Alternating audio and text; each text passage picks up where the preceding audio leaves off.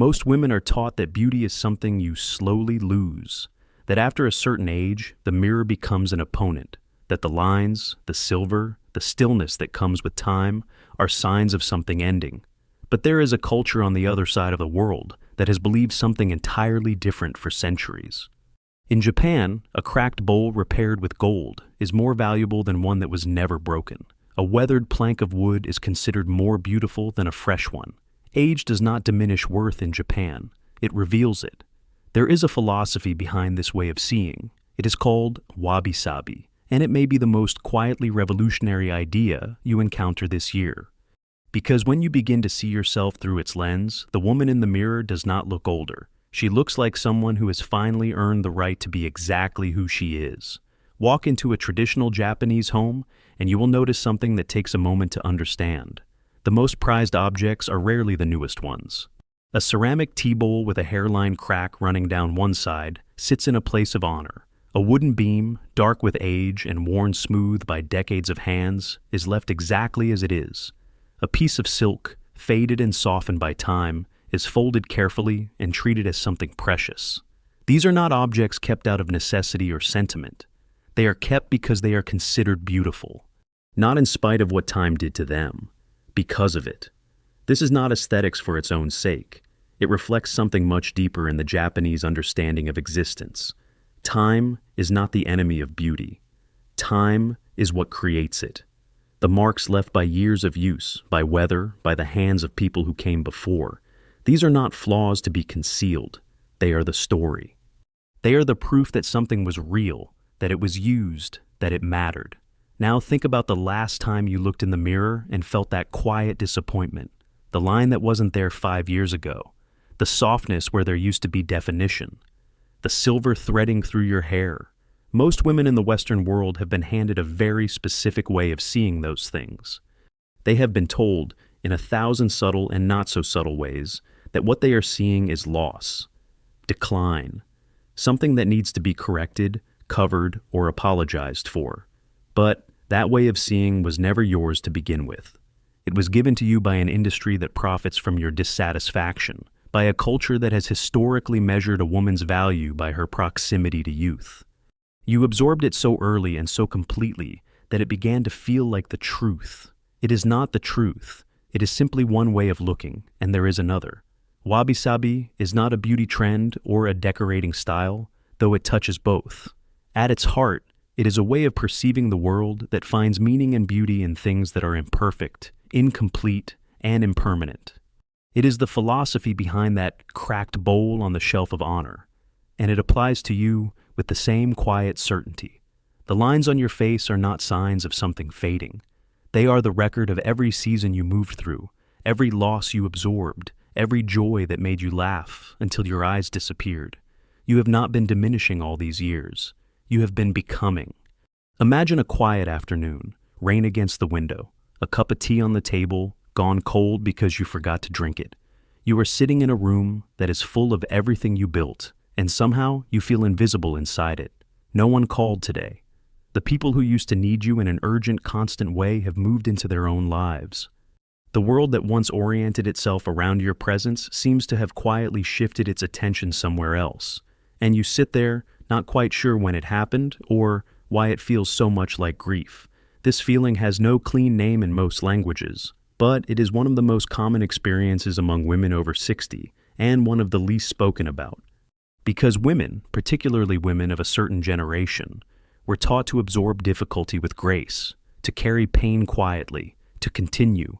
Complaining was indulgent, falling apart was not an option, and so the grief of becoming invisible was swallowed again and again, until it became simply the background noise of daily life. The invisibility arrives in layers. It is the moment a doctor speaks to someone younger in the room instead of you. It is the way a conversation moves on before you finish your sentence. It is menopause arriving without ceremony, transforming your body from the inside while the world expects you to manage it without disruption. It is the gradual withdrawal of a kind of attention you did not realize you depended on until it was gone. None of these things are dramatic enough to justify the pain they cause, and yet the pain is real. Japanese culture has a complicated relationship with this silence.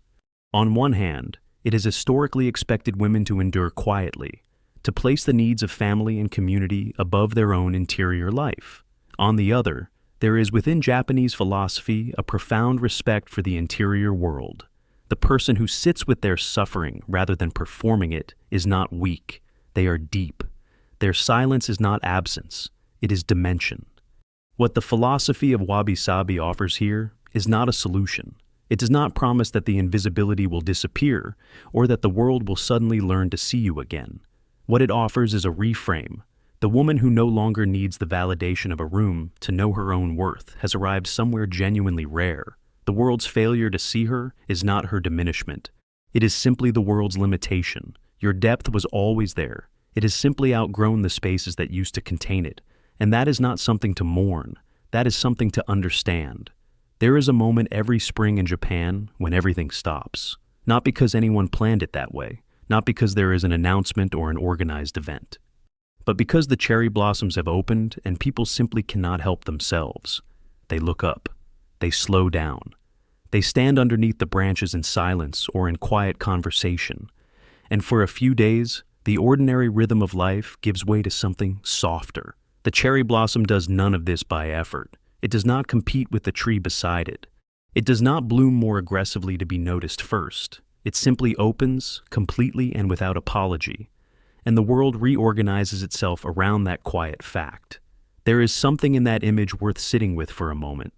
Particularly if you are a woman who has spent the last 4 decades making sure everyone else was taken care of before you allowed yourself to rest. The exhaustion that many women carry into their 60s is not physical, though it often feels that way. It is the exhaustion of performance, of decades spent calibrating yourself to the expectations of others, shrinking in certain rooms, expanding in others, being agreeable when you were angry, cheerful when you were depleted, capable when you were barely holding together, proving in 100 small ways every single day that you deserve to take up the space you were already standing in.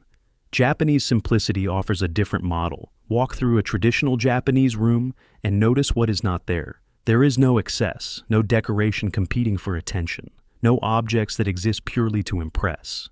What remains has been chosen because it is necessary, or because it is genuinely beautiful, or both. The effect is not emptiness, it is clarity. The room breathes, and so does the person inside it. Wabi-Sabi extends this principle inward. The simplicity it values is not just about objects or spaces. It is about releasing the weight of what you were never supposed to carry in the first place. The need for approval that was handed to you before you were old enough to question it. The standard of worthiness that shifted every time you got close to meeting it. The performance of being enough for an audience that was never fully satisfied anyway.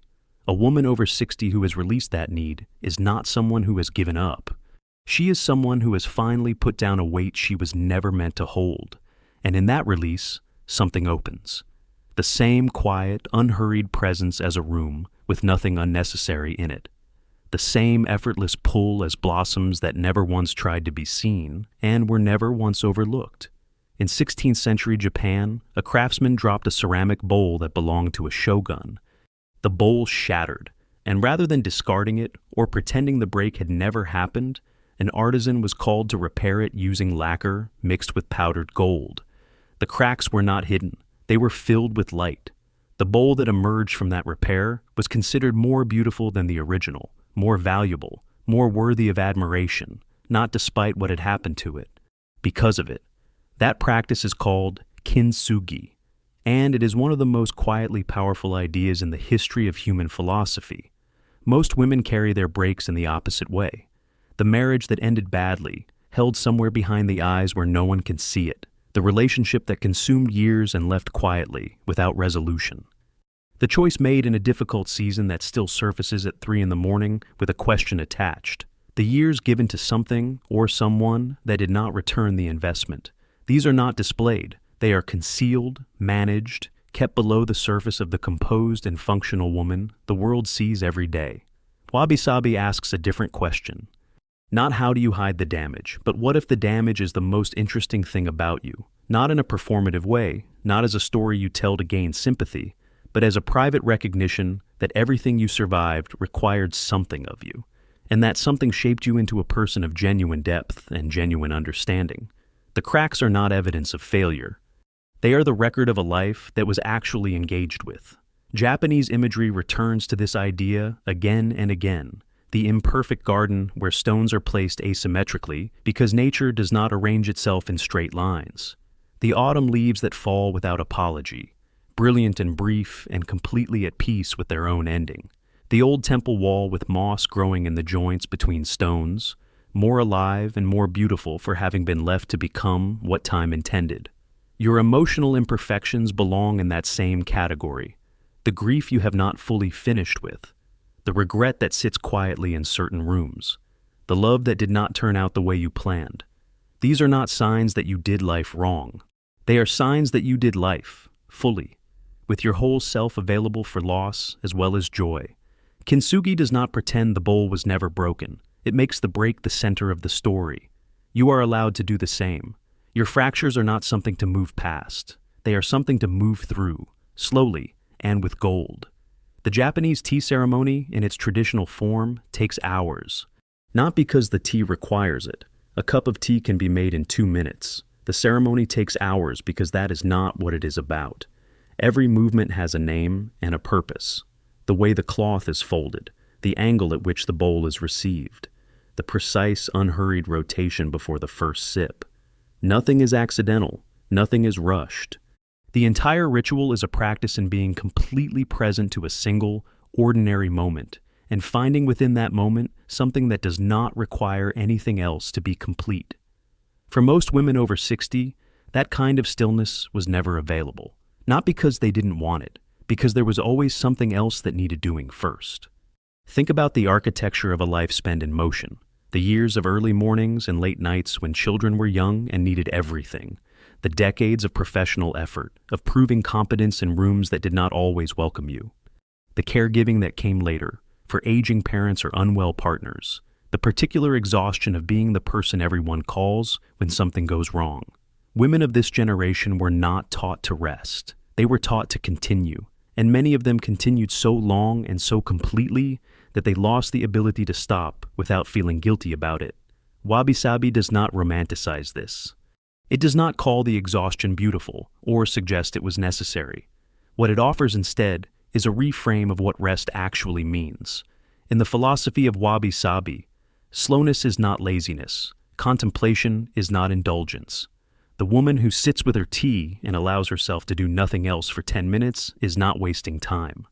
She is practicing one of the most sophisticated forms of self-awareness available to a human being. She is choosing presence over productivity, and that choice, made consistently, changes something fundamental in the nervous system and in the soul.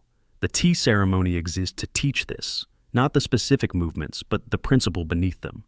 That a single ordinary moment, given your full and unhurried attention, contains more nourishment than an entire day spent rushing towards something that keeps moving further away. You do not need a ceremony. You need a practice, something small and daily and entirely yours. Tea at a window, a slow walk with no destination, 5 minutes of genuine stillness before the day begins its demands. The activity matters less than the intention behind it. The intention is simply this: I am here. I am not rushing toward anything. For this moment, this is enough. And then, quietly, letting that be true. There is a particular grief that most women over 60 carry in silence, because it feels too vulnerable to name out loud. It is the quiet fear that they are no longer desirable, that the part of their identity connected to being seen, wanted, and chosen by another person has quietly closed, without ceremony, without acknowledgement, without anyone asking whether they were ready. It does not announce itself dramatically. It arrives in small moments, a reflection caught unexpectedly, a room where no one looks up. The realization that a certain kind of attention, once ambient and unremarkable, has simply stopped arriving. This fear deserves to be named before it can be examined. Because unnamed, it becomes shame. And shame has a way of making women shrink in exactly the places where they should be expanding. In traditional Japanese culture, the most respected female figures were often not the youngest ones.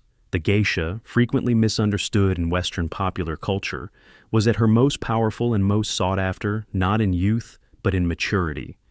The senior geisha, the one who had spent decades mastering conversation, music, the art of genuine presence, commanded a room not through physical youth, but through something far more rare: stillness, precision, the complete absence of the need to perform. Her power came not from trying to be desirable, but from having so thoroughly become herself that desirability was simply a consequence. Western culture has largely inverted this. It has built an entire architecture of products, procedures, and anxieties around the idea that a woman's value is highest when she is youngest and decreases in a straight line from there. This is not biology. It is not truth. It is a framework constructed for specific economic purposes, and it has caused an enormous amount of unnecessary suffering in women who internalized it before they were old enough to question it. Wabi-Sabi offers a direct counter to this, not a consolation prize, not a gentle suggestion to make peace with decline, a genuine philosophical alternative. The magnetism of a woman who is completely at home in herself, who has stopped auditioning for approval and started simply occupying her own life with full presence, that is not a diminished form of desirability. It is the most enduring form that exists. The desire that depends on youth was always on borrowed time. It was never the most interesting thing about you. What remains when that particular currency loses its exchange rate is something far more rare and far more lasting. A woman who knows herself, who has survived enough to have perspective, who no longer mistakes being looked at for being seen. That woman does not fade, she clarifies. There is a garden in Kyoto that has existed for over 500 years. It contains 15 stones arranged in raked gravel, surrounded by moss-covered walls and almost nothing else. No flowers, no water, no ornament designed to impress. Visitors travel from every part of the world to sit on the wooden platform at its edge and look at it in silence. Many of them cannot immediately explain why it moves them. But something in that garden does something to the nervous system that busy, decorated, populated spaces cannot. It creates the conditions for a person to hear themselves think, to feel, perhaps for the first time in a long while, that stillness is not something to escape, but something to enter. Many women over 60 find themselves in a version of solitude they did not entirely choose. Children grown and gone, a partner lost to death or divorce, or the slow drift of two people who became strangers, a professional identity that has retired along with the schedule that gave it shape. The house is quieter than it has ever been, and the culture around them, which has very little useful language for a woman alone, tends to treat that quiet as a problem, as evidence of something gone wrong, as a condition to be fixed. Wabi-Sabi does not see it that way. The empty garden is not a failed garden. The bare branch in winter is not a damaged tree. The silence of a room where you are the only one present is not proof of absence. It is the most honest possible environment. Nothing performing, nothing pretending, just what is actually there. Solitude, entered willingly and inhabited with intention, is one of the rarest conditions available to a human being. Most people spend their entire lives avoiding it, filling every quiet moment with noise, with screens, with the company of other people's thoughts and voices, because their own interior has become unfamiliar territory. The woman who has learned to sit in her own silence without needing it to be rescued is not lonely. She is free in a way that very few people ever manage. This is not about pretending that solitude is always comfortable. Some evenings are long, some silences have weight. The ache of missing someone, or of wanting company that does not come, is real and does not need to be philosophized away. Wabi-Sabi does not ask you to perform contentment. It asks something quieter and more honest than that. To sit with what is actually there without demanding that it be different, and to discover that within the imperfect, undecorated reality of your own company, there is something genuinely worth staying for. Look in the mirror one more time, but this time, try looking with different eyes. Not searching for what is missing, not measuring what time has taken, just looking at someone who has moved through seasons that would have broken a less resilient person, who carried things quietly that no one fully saw, who loved imperfectly and was loved imperfectly and kept going anyway. Wabi-Sabi does not promise that aging is painless or that loss leaves no mark. It offers something more honest than that. It asks you to stop waiting until you are perfect before you allow yourself to be at peace. You are not a finished product. You are something far more valuable. You are real, layered, worn in the places that mattered, and still here. In Wabi-Sabi, That is not merely enough, that is everything. If this moves something in you, subscribe. There is much more to come.